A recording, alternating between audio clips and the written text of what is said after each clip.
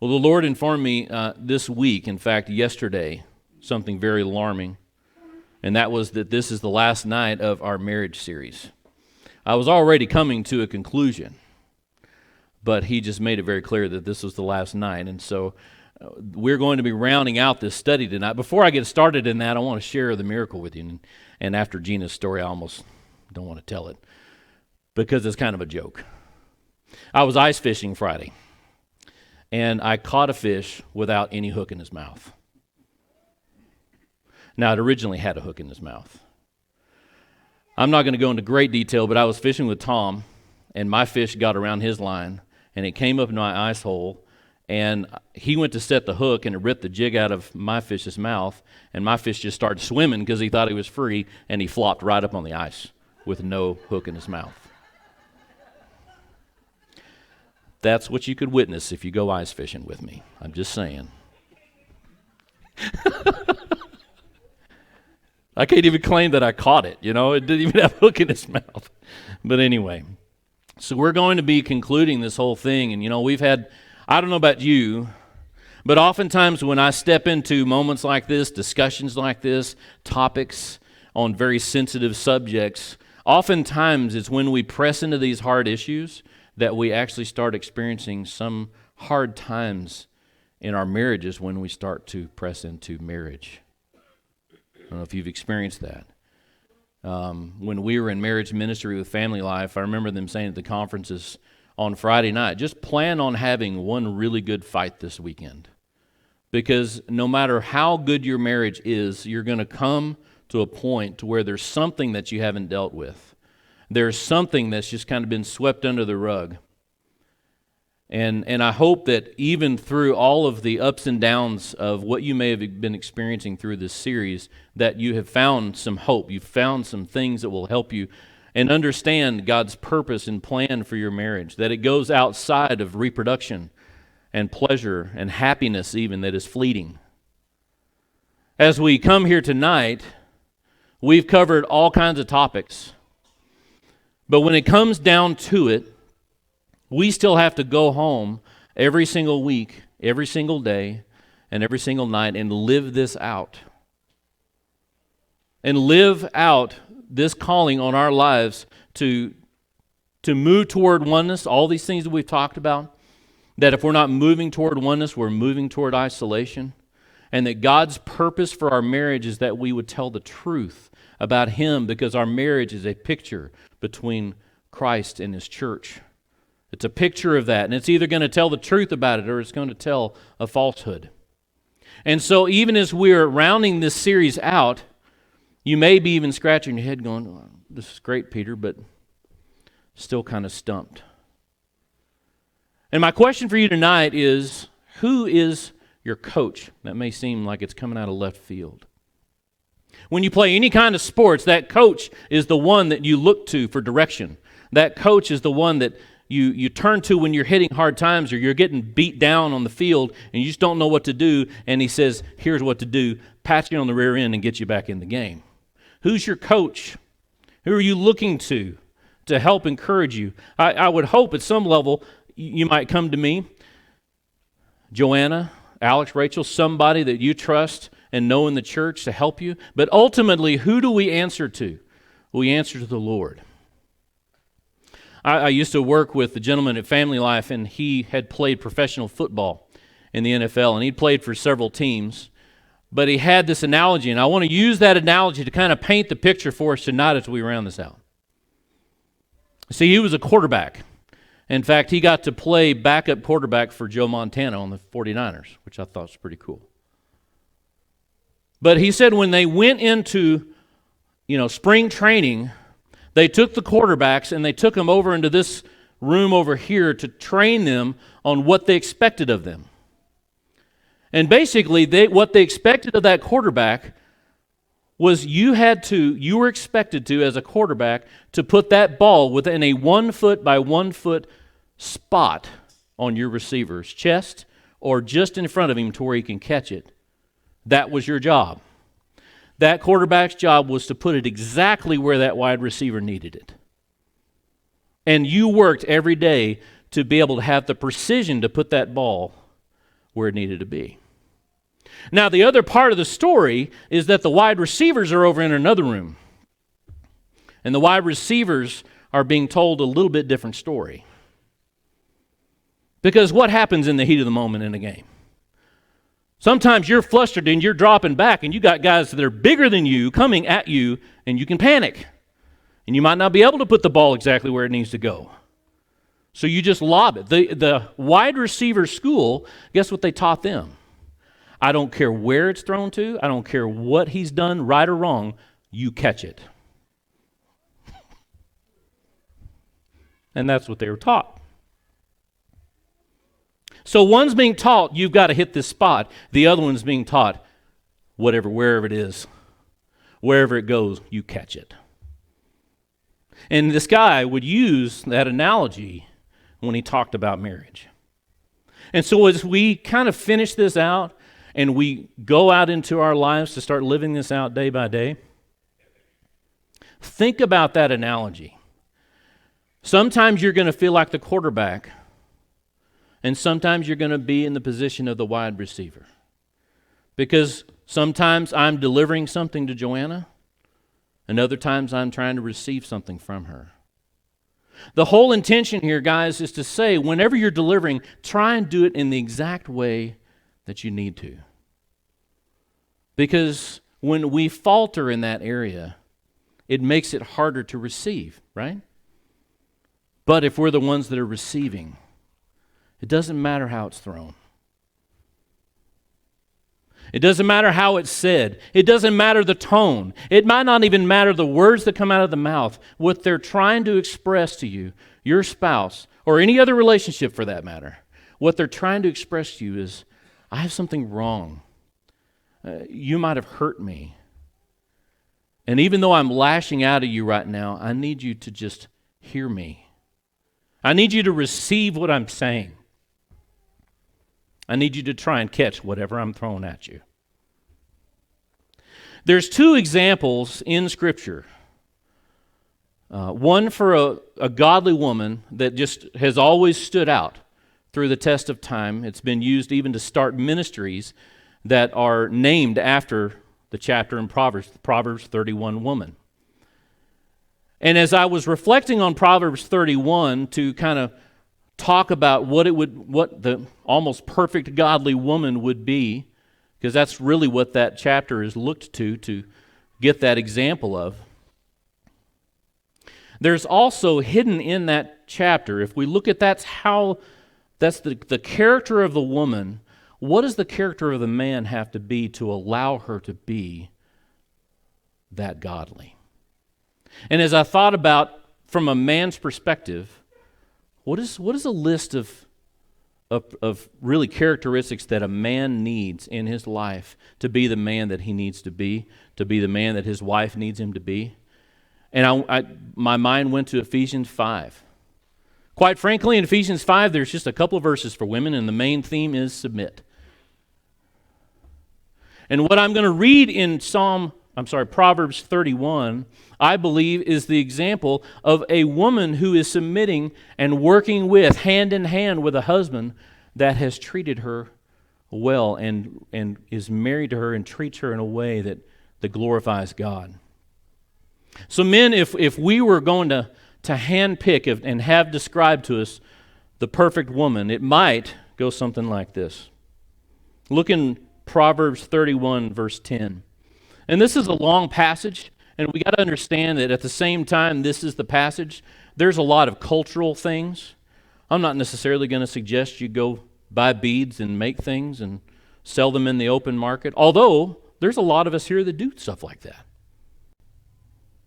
So there's some cultural things in here too, but I want to go through this, and I want to kind of touch on some things here. It says here in verse 10, an excellent wife who can find? She is far more precious than jewels. I should have said this in the beginning. This part of Proverbs is being written by the mother of the king. And she's basically coming to him and saying, if you're going to go find a wife, a good wife, a godly wife, this is what she should be like. And right out of the gate, he's saying that a good wife is priceless, is a gem of immense worth. The heart of her husband trusts in her, and he will have no lack of gain. There's a lot being said in these verses, and what I see there in that verse is she lives her life in such a way that her husband trusts her, but there had to have been a trustworthy husband. Because her response to a trustworthy husband is to be trustworthy, and then in turn, because of her and her character and her presence in the community, it benefits the husband. It benefits the family. She does him good and not harm all the days of her life. I would have to say that in our culture today, that verse right there is one that is violated in our culture greatly, especially when we talk about TV shows and what we tune into. That is where a lot of us, at least it may not be where we want to say, hey, this is where I get my example for marriage, but it's the example that we see a lot if we watch a lot of television. And for the most part, the husband in most television shows is a buffoon, and the wife just puts him down like he's a fool. Says here, a good wife does him good and not harm all the days of her life. Why would she do that? If she harms him, guess what? She's really harming herself. But she's also doing good to him because the hidden message there is he has done good to her. You see, in a godly marriage, this is not like we talked about the worldly example of you do your part and I'll do mine. You go halfway and I'll meet you halfway. Said that week whenever we talked about the world's plan for marriage, anybody that says they'll meet you halfway, one of you is going to be a bad judge of distance. You have to give 100%. And even when she lobs that thing and it's flying way over, you've got to try everything you can to go catch it. And vice versa. She seeks wool and flax and works with willing hands. She is like the ships of the merchant. She brings her food from afar. She rises while it is yet night and provides food for her household and portions for her maidens. She considers fields and buys it, and with the fruit of her hands she plants a vineyard. I'd have to say that was a really good picture of my mom. For whatever reason, my mom decided that she wanted to stay home. And it meant that we hardly had anything. And we were in a culture and an economy that we could actually do that and make a living. But she was a hardworking woman, and she did everything she could to provide a good... I was eating healthy stuff as a little kid, and I hated it. I wanted all the junk that my friends had, you know, all the cookie cereals and all this. I had grape nuts. My mom made her own granola. I mean, she was a hippie before it was cool, you know. But as I read this, she was dedicated to having a home. To having a home that was there, and she was providing. She was nurturing. If you know women, you know that in men you might need to pick up on this a little bit more, but women were created to nurture and take care of and provide for. It's in their nature. She considers a field and buys it. With the fruit of her hands she plants a vineyard. She dresses herself with strength and makes her arms strong. She perceives that her merchandise is profitable. Her lamp does not go out at night. She puts her hands to the distaff, and her hands hold the spindle. She opens her hand to the poor and reaches out her hands to the needy. This is a woman that is just caring. She's so nurturing. She's going to take care of people that aren't even her own. She is not afraid of snow for her household, for all her household are clothed in scarlet. She makes bed coverings for herself. Her clothing is fine linen and purple.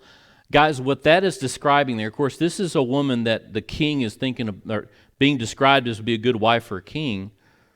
But if you think about the scarlet and the purple clothing in that day, that was the highest, the best fabrics. You had to be wealthy to have clothes that had color in them. And she's making sure that her family has the best. And I'm not saying be materialistic and go buy all the name brands. It's not the translation here.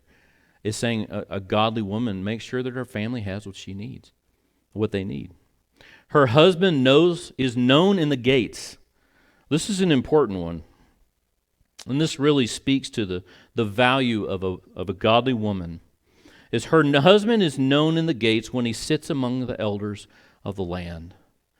In other words, she is not just married to someone that is dignified. If you know any man that has any kind of power and is actually a man of integrity, I guarantee you that his wife has similar qualities, if not the same. Because it's partly the qualities that Joanna has that God uses to etch away at the not so pleasant things about Peter that makes me respectable. That gives me any kind of reputation in the community, because partially it's being married to Joanna that God uses that to push me to be a better man. She makes linen garments and sells them. She delivers sashes to the merchant. Strength and dignity are her clothing, and she laughs at the times to come. She opens her mouth with wisdom, and the teaching of kindness is on her tongue. She looks well to the ways of her household and does not eat the bread of idleness. Her children rise up and call her blessed. Her husband also, and he praises her. And this is a quote from the praise. Many women have done excellently, but you surpass them all. How many of you women would love to have your husband say that about you? Would love to have your kids say that about you? Men, how many of us need to say that about our wives? And we don't.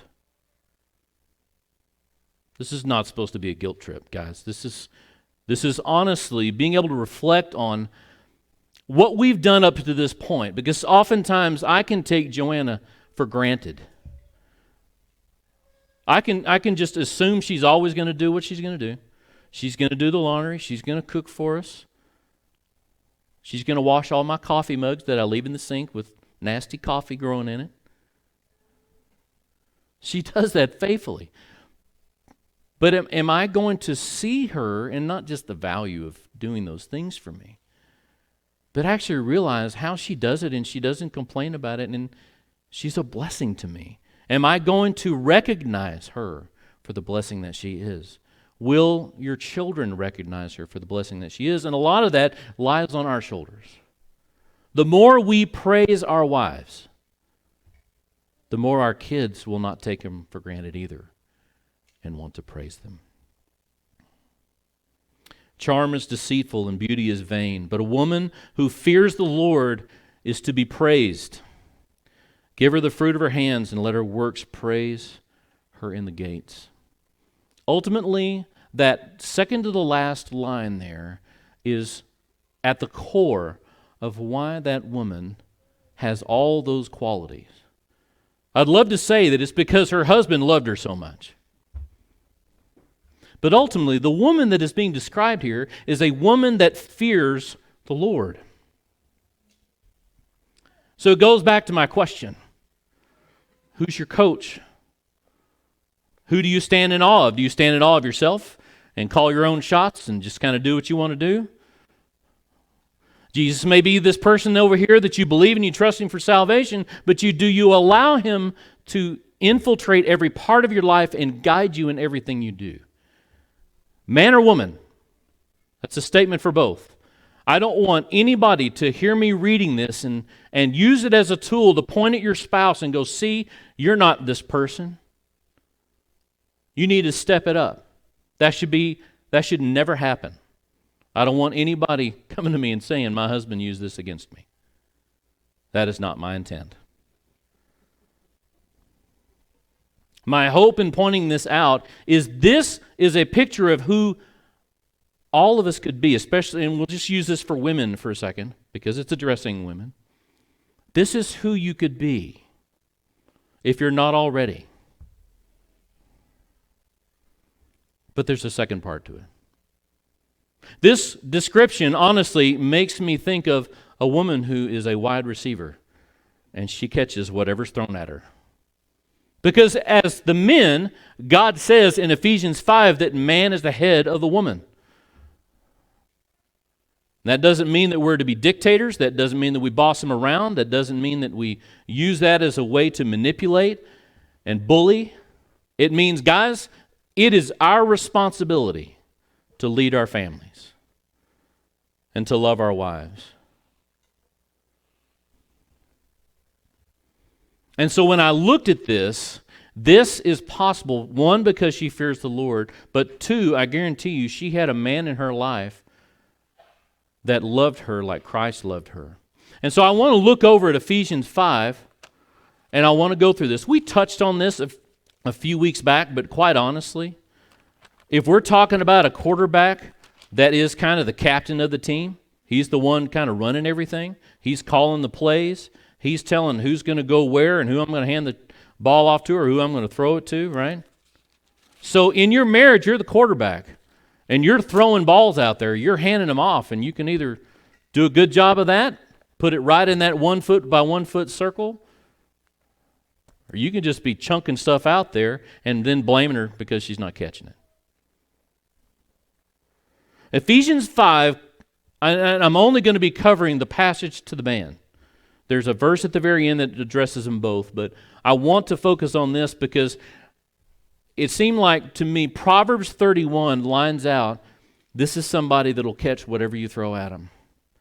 And quite honestly, men, if we were to do our part and do it well, and our wives truly fear the Lord, they would respond to our leadership. They would respect it. They would want to follow you. Let me tell you something. I lived 8 years in my marriage not doing anything, not carrying any weight. I earned the money, but that was about it. I was addicted to pornography, and my wife is sitting there having to lead our family. And to be honest with you, there's a lot of things that she does way better than I do. But it's not her responsibility to do those things. It's mine. And so when I started stepping up after I got saved and after I started living for the Lord and God started putting our marriage back together, it was hard for her to release some of those things. But in the end, she was really thankful that I finally stepped up and started leading. I want to look at verses 25 through the end of that chapter there in chapter 5 of Ephesians. You've probably read this before. You might even have studied it. But I really want to break this down. And guys,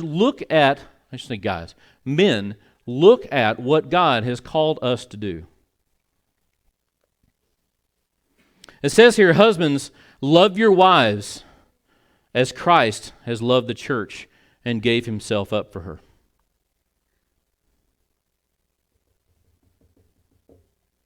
That he might sanctify her, having cleansed her by the washing of the water with the word. Men, it is our job to die to self. You say, well, Peter, God calls all Christians to die to self. You're right.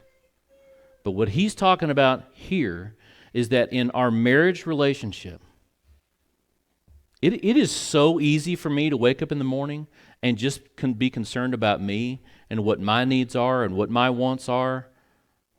And really if I'm left not in check, I can even steer my family in just whatever I would like to do because nobody else is speaking up. And so it takes me not even asking, hey, what do you want to do? Or what do you think we should do?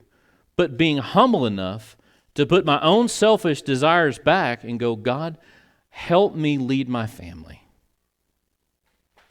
I need your power in my life. Help me to know what the right thing to do is. Especially when we have wives that are oftentimes more of a leader than us, more of a natural leader than us. God still expects us to be the leader. Oftentimes we may see things in our wives' lives that, maybe we think they need to change. Maybe we find something in their life that you should work on this, honey. And we find these things because men oftentimes are fixers, aren't we? We like to go, there's a problem. Let's go figure out how to fix the problem. Then let's go fix the problem. The wife doesn't want to be the problem. She wants to be your wife. And by the way, God didn't sanctify us before He died for us. He had to die first so we could be sanctified. And I guarantee you, if you were to die to yourself and put your wife's needs first as more important than your own, any other sin that's going on in her life, any other behaviors that just don't really help the marriage, those tend to kind of come out in the wash as you go through life.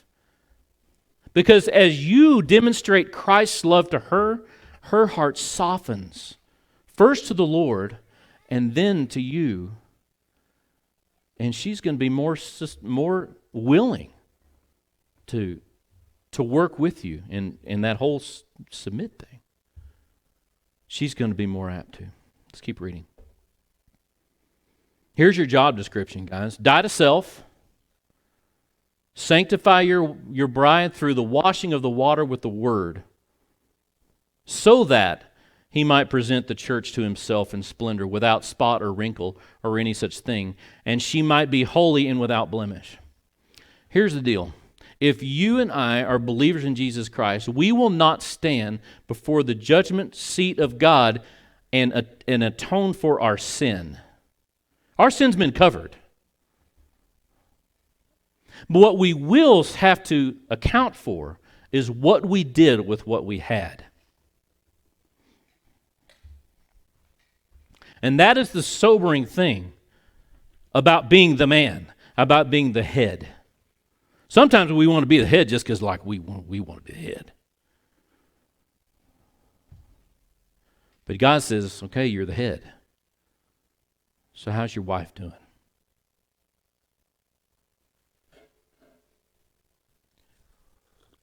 How did you end up? How did she end up? Did you lead her well?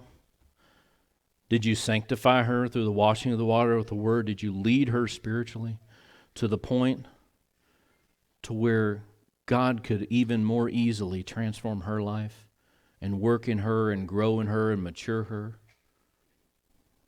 Or was your leadership a roadblock for her spiritual growth? I can tell you right now, there's going to be women that are married to men that won't lead them, and they'll still grow spiritually. That's not really the point. God calls men to lead, and He calls us to lead our wives spiritually, and we're going to be held accountable for it. I know this is heavy, like I could hear a pin drop right now, but just stick with me.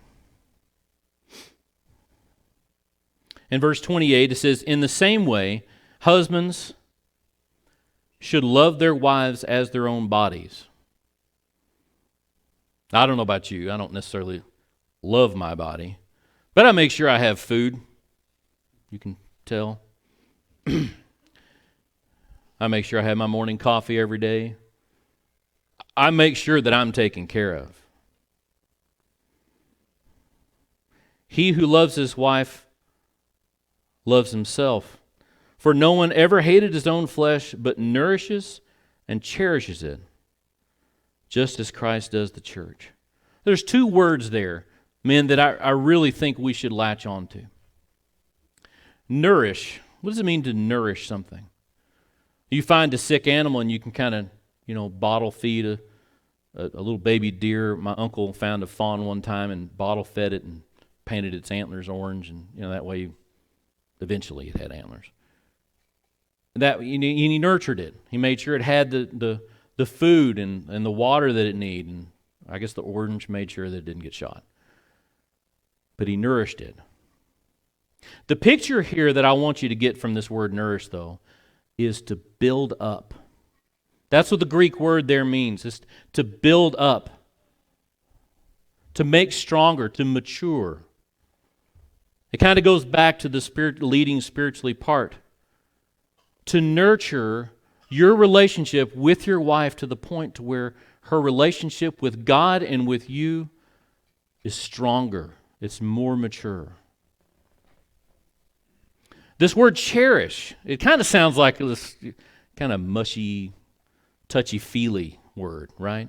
I cherish you. It's not quite what it's talking about there. And the Greek meaning of this word is to warm. It gives me the picture of a mother hen sitting on her chicks to keep them warm. Ultimately, it points to protecting. It points to, I need to protect my wife. I need to cherish her enough to where I don't let her heart or her mind or physically come in harm's way. Whether that's through relationships that might be harmful, situations that might be harmful, and especially anything that I might say to her. Because whether we like to admit it or not, men, a lot of the harm that can come to our wives can come straight from us. So we are to nourish and cherish our wives. Why? Because our example, Jesus Christ, is the one that did that for His church. How did He nourish and cherish His church? He had to leave. So He sent another helper. He sends His Holy Spirit to nourish and cherish. The Spirit builds us up to maturity and protects us. Because we are members of His body. Therefore, a man shall leave his father and mother and hold fast to his wife, and the two shall become one flesh. Have you heard that before? It's in chapter 3 of Genesis. First place it shows up, first marriage ceremony. Paul's going back and reminding, hey, you two are on your own. Mom and Dad aren't involved here. Hands off. Cut the strings. You're on your own. Stand on your own. However, he ends with this. He says, this mystery is profound, and I'm saying that it refers to Christ and the church. However, let each one of you love his wife as himself, and let the wife see that she respects her husband. And he ends this whole chapter with that note. And that verse, in and of itself, paints the picture, right, of the quarterback and the wide receiver. Well, you didn't throw it where I could catch it. Well, I'm also supposed to catch whatever you throw. I'm supposed to love my wife as myself. What happens when I don't do that? She should still respect me. There's a test for your marriage.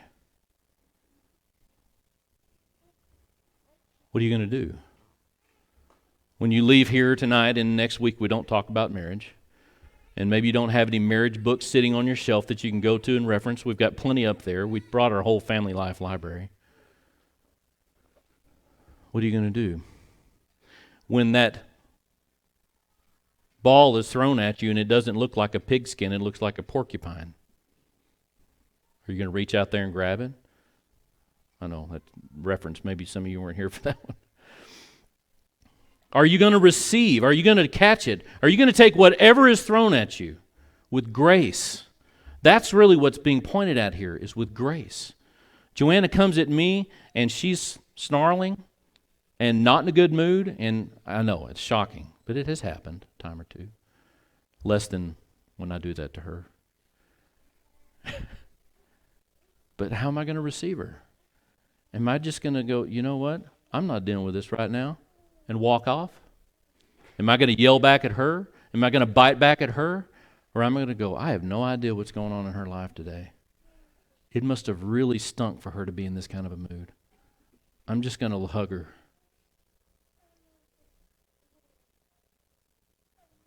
Giving a hug is quite the example of receiving. Because she's coming at me hurling. It's a wobbling pass and it's out of my reach, but I'm going to hug her. It's amazing what a difference a hug can make in a tense situation. She usually doesn't like it at first, but I just hold on. Men, we have got to work on our passing game. We have got to work on our accuracy of our throws. We've got to work on how we are saying and doing everything we do with our wife. And it's something we're going to have to put into practice every day and be intentional about. So this is great. Thanks, Peter. What do I do now? There's 2 books that I would appreciate if you would at least look into and consider reading through every day with your spouse. I know that sounds daunting, but it just so happens there's only 365 pages. It's a 1-year devotional. Family Life had 2 that came out. One's called Moments Together for Couples, and the updated version is called Moments with You. Neither of them are available on Family Life's website. I checked. I tried to order some to have them here ready for us, but you have to find them on Amazon, both new and used. I have a copy of each one here. But what it is, guys, it is a verse. It is a thought, an experience, a life experience that relates to the verse. And then there's some discussion questions and a simple suggestion of what to pray about. So simple. Something that each and every one of us could just pick up and do each day. If we chose to, men, if we choose to want to lead our wives, it's an easy step. So I don't know what to pray for. I don't know what to say when I pray. You don't have to. Sit there in silence for 5 minutes and just pray silently. The point is that you're moving toward oneness. You're moving toward this goal. Because unless we're moving toward oneness, we're moving toward isolation. So remember, even if your spouse is coming at you and it's way out of your target range, just remember that they're not your enemy. You have an enemy and it's not them. Show grace to them. Try and catch whatever they throw at you. But men, it is up to you to lead. Moments Together for Couples by Dennis and Barbara Rainey, and Moments with You is the other one. If you need help, I said this early on, but if you're in a situation, maybe it's not dire straits, maybe you're just trying to figure it out on your own, but you keep stubbing your toe on something you can't even see, come find me and let's talk. It's not a miracle cure, but oftentimes when couples put things off for too long, by the time they end up talking to me, it's already too late. And I don't want that to be the situation with us, all right? So ultimately, who's your coach? Do you fear the Lord? Is He the one that's going to direct you in your lives? And if so, look to God's Word, and these scriptures are just a few that can guide us. Let's go to the Lord in prayer.